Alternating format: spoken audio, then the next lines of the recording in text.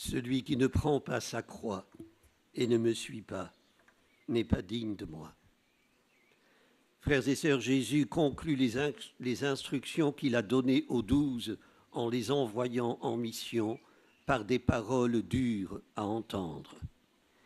Il est peu probable qu'elles aient été prononcées dans un unique discours, tel que Matthieu les rapporte dans l'évangile de ce dimanche.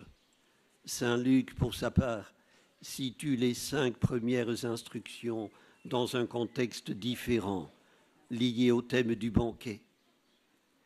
L'expression « prendre » ou « porter sa croix » est reprise 5 fois dans les synoptiques. Elle a fortement impressionné les apôtres. Elle faisait référence à l'instrument romain du supplice le plus vil qui soit, réservé aux esclaves.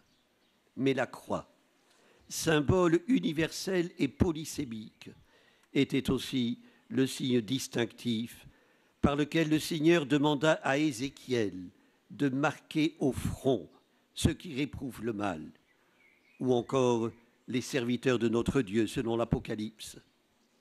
En ce sens, porter sa croix équivalait à ne pas dissimuler ses convictions, mais à les confesser.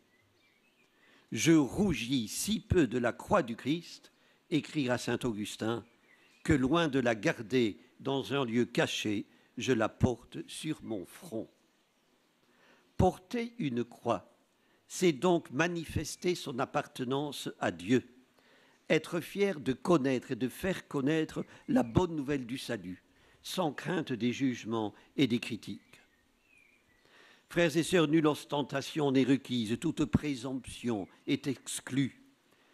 La décision de porter la croix de Jésus en toutes circonstances réclame des épaules robustes, exige autant de détermination que de constance, d'abandon au Christ pour qu'il oriente notre vie.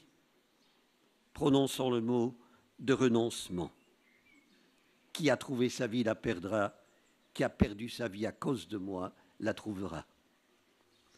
Entre 1000 et 1000 exemples de cette manière de porter sa croix, au sens littéral et au sens figuré, je citerai une assistante sociale qui travaillait à Ivry, peu connue, Madeleine Delbrel.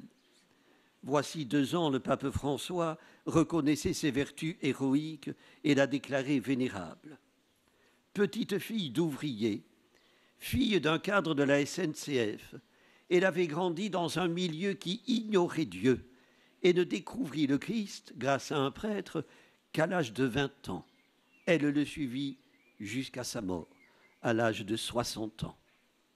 Elle le suivit en portant la croix des injustices sociales contre lesquelles elle lutta sans trêve, incomprise même des responsables de l'Église. Elle suivit le Christ fidèlement, douloureusement, sans jamais se laisser gagner par la malveillance, témoignant de la bonté et de la miséricorde de Dieu, portant sur chaque être humain un regard attentif et respectueux. Tous ceux qui ont connu Madeleine Delbrel en témoignent, et elle a vécu le devoir de l'accueil dans le silence de la femme de Sunam, ouvrant sa maison au prophète Élisée, en qui elle avait pressenti un saint de Dieu. Madeleine Delbrel ne cachait nullement au nom de quoi et de qui elle agissait en pleine lumière et en pleine charité, animée qu'elle était par l'amour du Christ. Lors de sa mort en 1964, le maire d'Ivry, communiste, à qui l'on demandait ce que représentait Madeleine Delbrel pour lui, répondait « Pour moi, c'était l'Évangile ». Quel beau compliment. Frères et sœurs, donner une vivante image de l'Évangile, c'est se mettre à l'écoute d'une parole et en vivre, humblement, patiemment. Jésus ne nous demande pas de prendre la croix avec tapage. Il sait que nous le suivrons au mieux en traînant la patte. Moins encore, il ne nous appelle pas à n'aimer que lui, au détriment de ce que nous aimons. Plus Dieu est aimé et mieux sont vécues les amours humaines, observe un père dominicain. Selon la mesure où il occupe la première place en nous, l'amour de Dieu se fait le serviteur de notre amour pour autrui. Frères et sœurs, quand suivre Jésus nous paraît trop difficile, apprenons à éclairer notre quotidien à la façon du psalmiste. L'amour du Seigneur sans fin, je le chante. Sa fidélité, je l'annonce d'âge en âge. C'est en prenant conscience de cet amour, de cette fidélité, de la miséricorde divine, que les prophètes ont saisi le sens de leur vie et accepté les aléas de leur mission. Je pense à Jérémie, en but à l'hostilité des siens, ramenant à sa juste mesure sa souffrance, au regard de celle du Seigneur abandonnée par tous ceux qui lui préféraient d'autres dieux, malgré ses bienfaits. Frères et sœurs, toute vie chrétienne s'enracine en celui sur qui la mort n'a plus de pouvoir, écrit saint Paul aux Romains. C'est la seconde lecture de ce dimanche. Suivre Jésus est primordial.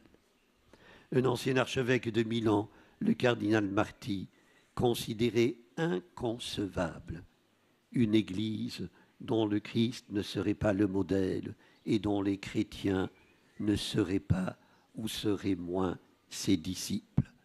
Cette Église-là, disait-il, ne serait qu'apparence d'Église, une bulle de savon. Dieu notre Père, regarde avec miséricorde nos innombrables défections. Qu'avec saint Irénée de Lyon, dont c'est aujourd'hui la fête, nous puissions nous réjouir d'avoir reçu la foi par l'œuvre de l'Esprit de Dieu, de l'avoir reçu comme un dépôt précieux. Puissions-nous la conserver et toujours la rajeunir. Amen. Prions le Seigneur.